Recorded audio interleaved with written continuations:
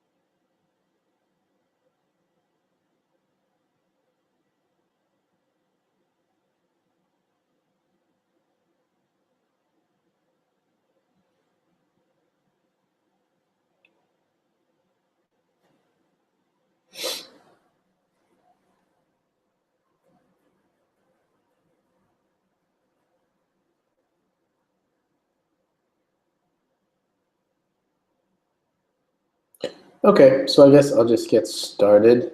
I'm kind of old, so I'm not used to just talking into a camera. But I'll just get going, and hopefully some other people will join us. So what I wanted to talk about tonight was books that you may have wanted to read in high school, or looking back, you feel as though they would have been effective or helpful for you to read in high school. And in thinking about this, I wanted to take a look at current reading lists because, not to date myself, but it's been 16 years since I've been in high school.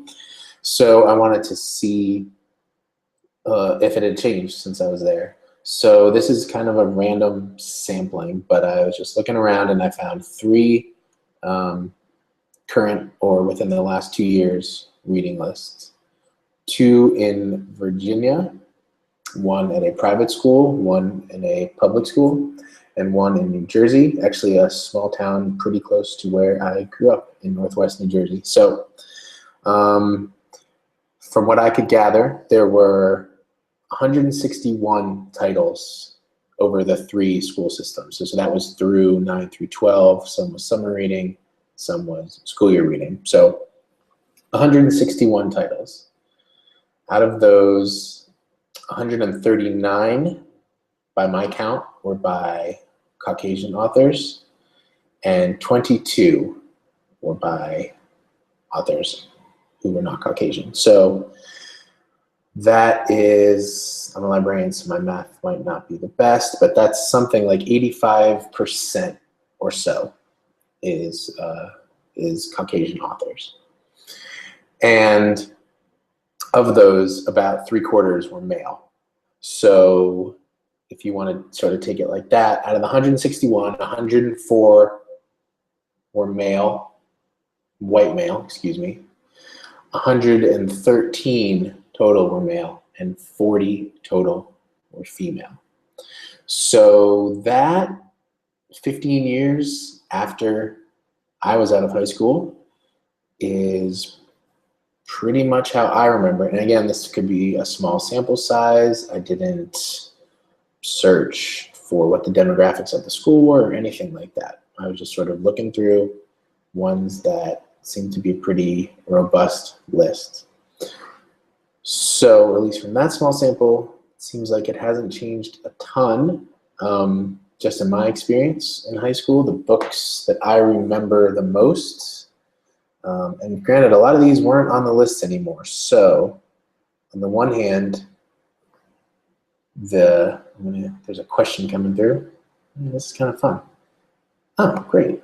So Annie was asking about the male-female breakdown, so I'm glad I got to that. That's good.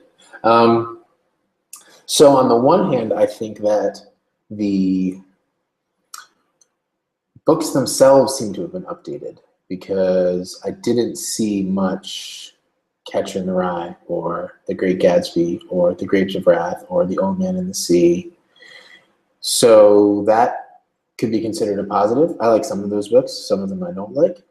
But at the same time, there is plenty to be desired with regards to the diversity of the authors. And just thinking back on my experience, the only female authors that sort of came to mind that I know we read were, I remember reading Ethan Frome by Edith Wharton. I remember reading The Good Earth by Pearl S. Buck. And those are really the only two that really jump out. I know we didn't read any Jane Austen. I know we didn't read any Bronte sisters. So that's something that a group of us working on these Hangouts has talked about as well, is that Jane Austen is considered one of the greatest authors ever, and I definitely did not read her in high school. Excuse me. So that's sort of how I wanted to frame the discussion. Hopefully it'll turn into a discussion and won't stay a monologue for too long. But so the next thing I wanted to do was throw out a few books that most of the books I wanted to bring up are newer. So logistically, I couldn't have read them in high school, but I think they would fit pretty well in high school. And then what I'm also going to do is put the links to the DC Library catalog in the chat. So if people come through, hopefully they'll be able to click on those. So if you give me 1 second here.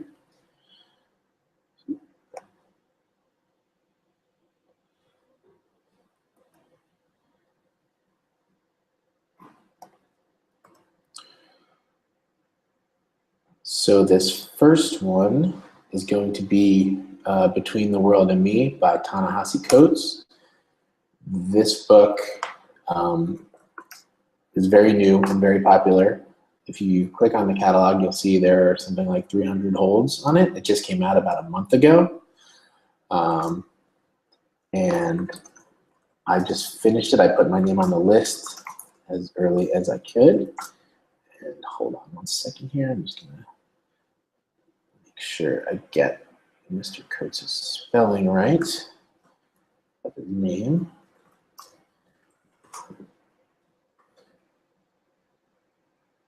But anyway, so this is a book, and I think this actually would work perfectly for a high school class because Ta-Nehisi Coates is a writer for The Atlantic. He's a wonderful magazine writer, and this book, it's a relatively short book.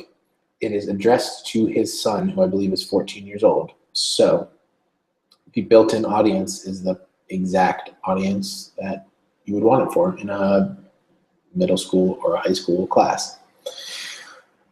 This book is explicitly about race in America, and I don't remember reading anything like that when I was in high school. And I think that would have been a really good thing for me to have read in high school. I'm not sure, it probably would be a controversial book, but he's an amazing writer, he's an amazing thinker, and just the idea of reading a book addressed to that age, whether you are a African-American male, as his son is, or an African-American female, any other race, any gender, any sexual orientation, anything like that. I think this would be a really interesting book. I think it would spur a lot of discussion in the classroom. And so I think this would be kind of the perfect book. And again, this is about as new as it gets. Be a little while before it gets any sort of traction in that way. Okay. So Annie, who is putting in some questions in the Q&A, was talking about reading Toni Morrison. Now, I know I did not read Toni Morrison. I was speaking with someone who read Song of Solomon, but I know I did not.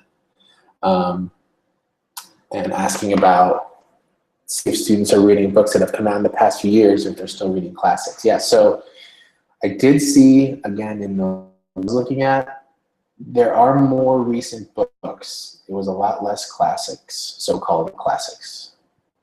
Books that are from the 21st century or the end of the 20th century, as opposed to, from what I remember, and again, I like some of these books, it was mostly all, which is older than that, but, you know, Ernest Hemingway and F. Scott Fitzgerald, and I mean, even when there were works by, so when I forgot earlier, was there I Watching God by Zora Neale Hurston, even though that is a different viewpoint, it's still from a different era. And so I wonder if something more recent, even with an author with a similar viewpoint, would resonate today. So the next book that I wanted to talk about, and I'll type the name first, that'll probably be a little bit clearer than the way I did it last time. Let's see here. Where did I put it? Oh yeah, sorry. Is Persepolis. So let's put that in here. I realize I'm picking books by people whose names I don't really know how to spell offhand, and I want to get them right. So let's see what we can do here. So I want to make sure I get this right, since it will be on the internet forever. But anyway, Persepolis, you may know, is so Marjane Satrapi, I want to say, possibly, is a graphic novel written about the author's upbringing in Iran and about other places where she lived. But a lot of it is about Iran, 70s and 80s. And again, it's a look at, I mean, it's pretty current with all the stuff that's going on with Iran right now, but it talks about a lot of the themes that are covered in more of the classic books. It talks about war, it talks about family, and it talks about tradition, and when breaking tradition might be the best thing to do. And also it's a graphic novel, which I certainly didn't read any of in high school. One thing I want to get to later kind of is what, excuse me, whether what you read in high school influenced how you read now. And I still don't read too many graphic novels, and I wonder if that's because I wasn't really exposed to them when I was younger. So Persepolis is one that I have. We're going to get to another one a little bit later, but I think that would be a good thing to have in curriculum now going forward. So let me put the link in there for Persepolis.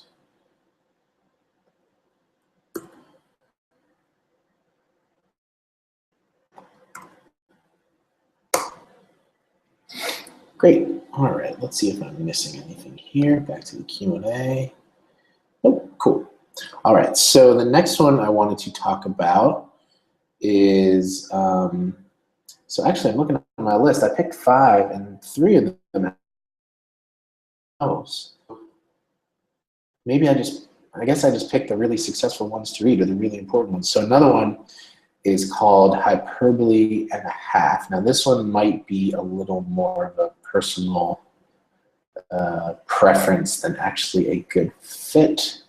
Although, when we talk a little bit about what it's about, it does talk to a lot of issues that are encountered by students. So Ali Brosh is the author of that. So let's get the link in here. I'll work on my multitasking.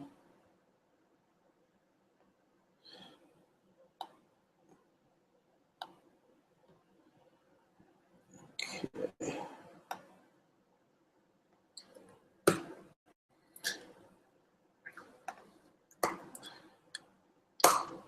So Hyperbole and a Half is sort of a collection of Ali Brosh's comic strips that were originally posted on her website, or online at least. And they are, it looks like Annie is giving me great information that her new book is coming out in April. And so it's a collection of comic strips, and they're very funny. If you've read the book, there's one in particular about giving her dog an IQ test. And I'll just say that that book, the way that the Anacostia Library is set up, the graphic novels are right in front of the desk where I sit.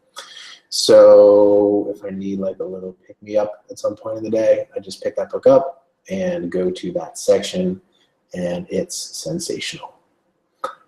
That being said, the book also talks very movingly about the author's struggles with depression and other mental health issues that she goes through. And it's something that I think would be really good to bring into a classroom setting. Because again, I think I could be wrong with this, but I know I believe a lot of mental health diagnoses become more prevalent in high school. So being able to talk about that in a way that's maybe a little less threatening with a graphic novel as opposed to, a book or something else, a normal novel might be super helpful. And again, it's really funny and just great. So I think that would be a cool book to have in the classroom. So I had 2 more that I kind of wanted to bring up. One is The Good Lord Bird by James McBride. That won the National Book Award, I believe, in 2013. Yes, I think that's right. So put that in here. And that is a story that is sort of more historical. It's historical fiction based around the abolitionist John Brown, just prior to the Civil War. And it has, another reason I think it might work kind of well is that it has, John Brown is not the protagonist per se. The protagonist is a young boy who undergoes or has to utilize some costumes to stay free and stay safe, or as safe as he can be.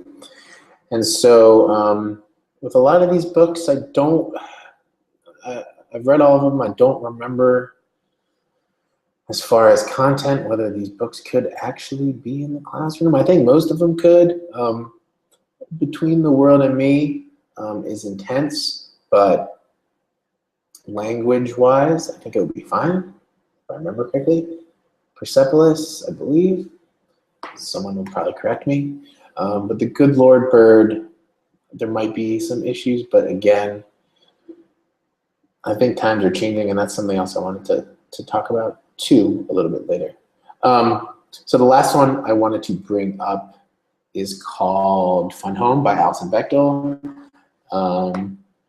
And this one I sort of didn't think of myself, but it's in the news for a very similar reason.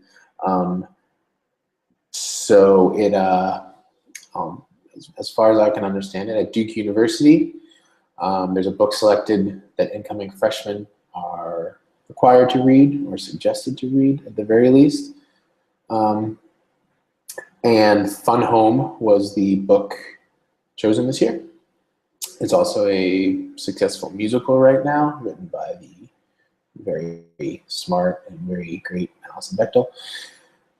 And a number of the incoming freshmen refused to read it due to the explicit sexual content in it.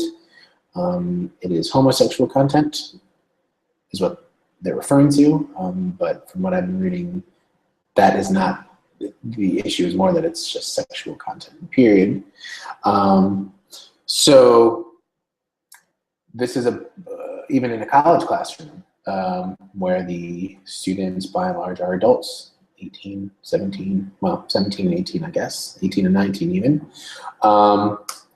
where the content of the book is a little troubling to some of the readers. So, but it's a book about, written by Alison Bechdel, mostly about her father.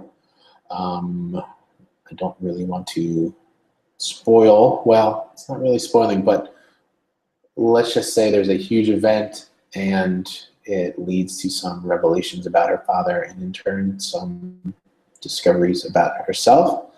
And the writing this might be more, I'm not in education, but the writing might be more for sort of a AP type class because there's some words I had to look up as I was reading it. I guess I should put the link in there. Give me 1 second, please. So I'm actually going to do 2 links. I'm going to do a link, and then momentarily I will do a link I was referring to. Let's check our Q&A and see what we got. Cool. All right, so now I'm going to put in that link to the article regarding this sort of controversy. So it's on slate.com. So I'm going to link to that right now as well.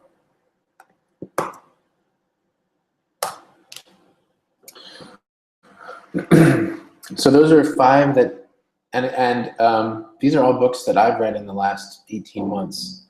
And I'm sure there are plenty more that if we had a slightly bigger audience would fit this description. So as Annie mentioned in the Q&A, wondering about whether the classics are assigned as much, and it didn't seem like it. And then so the question I wanted to ask to the audience, or I guess mostly myself and Annie, is that whether or not the sort of the needs of the student has changed. So I'm 34. I graduated high school in 1999. I was in a small town. My graduating class was about 115 people. So I probably have a very different experience from someone going to high school in Washington, D.C., regardless of the neighborhood that they're in. I mean, it's going to be different from all of them, different in different ways, maybe. So, does a book like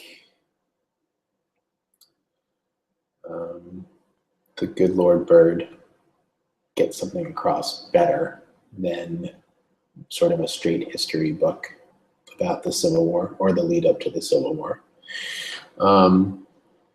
So that's, the needs as a librarian, I see the way that young adults interact with reading.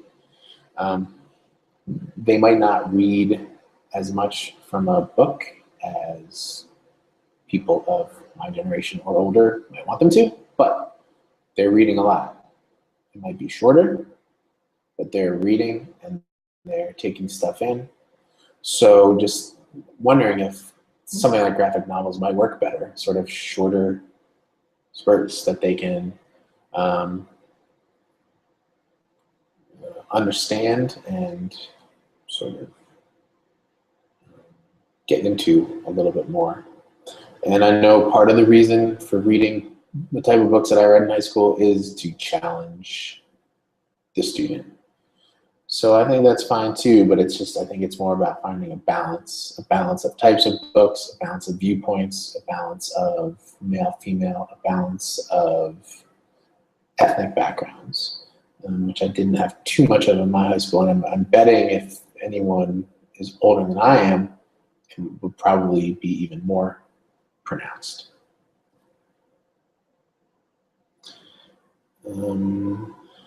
Excuse me. So I had a few other questions that I'll mostly answer myself, which is cool. I like talking. I wanted to ask if anyone had reread any of the books that they read in high school that either they liked or disliked and came away any differently. So one that I loved in high school, continued to love when I read it in college, still loved when I read it after college, was 1984 by George Orwell. We had a big sort of celebration of it last year at DCPL. We had a reading of it at Martin Luther King Library. So that's a book I think I've read 3 times now, and I find it as great every time. So we have another thing here. I guess some of you might be able to see this, but maybe not. Record. So Annie's describing where she went in Baltimore.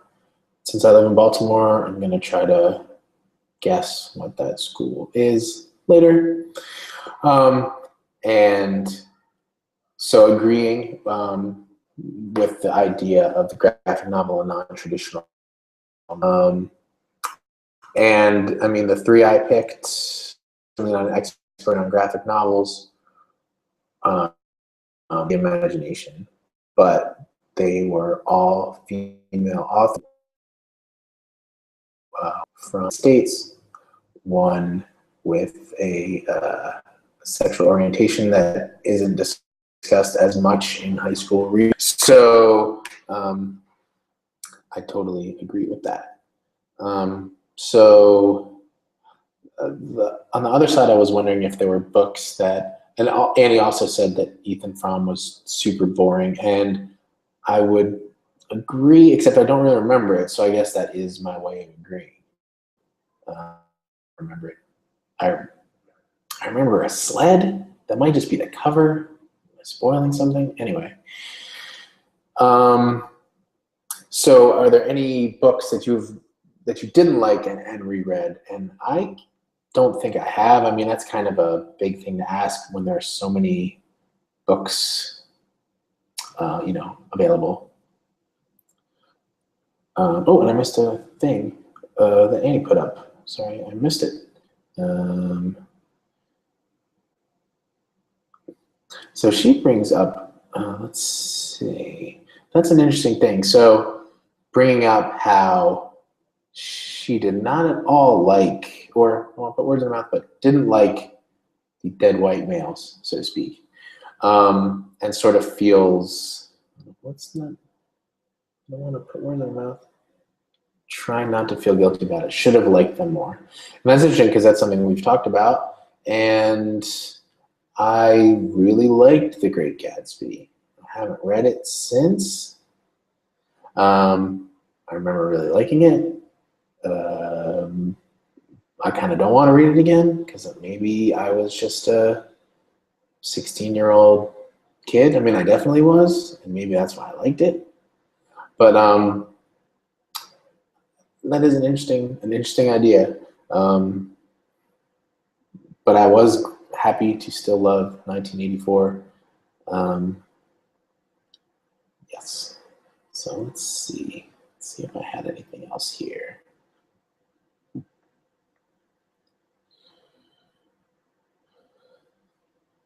I mean, sort of, the only other thing I sort of wanted to talk about was whether the books that you were assigned in high school made you like reading more or like reading less. And for me, by and large, I mean, it's tough to say because I liked reading the books I liked reading. I guess most people are like that. I certainly wasn't. The books I read in high school didn't make me want to read anything and everything.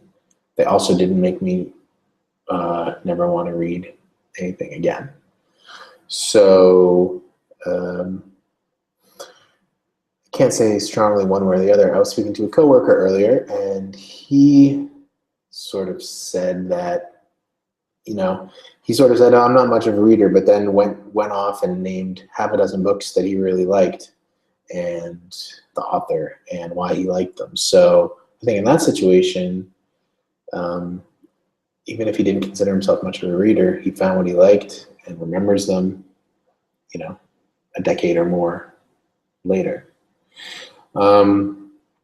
Let's see if I had any further questions or ideas or anything I wanted to get across today.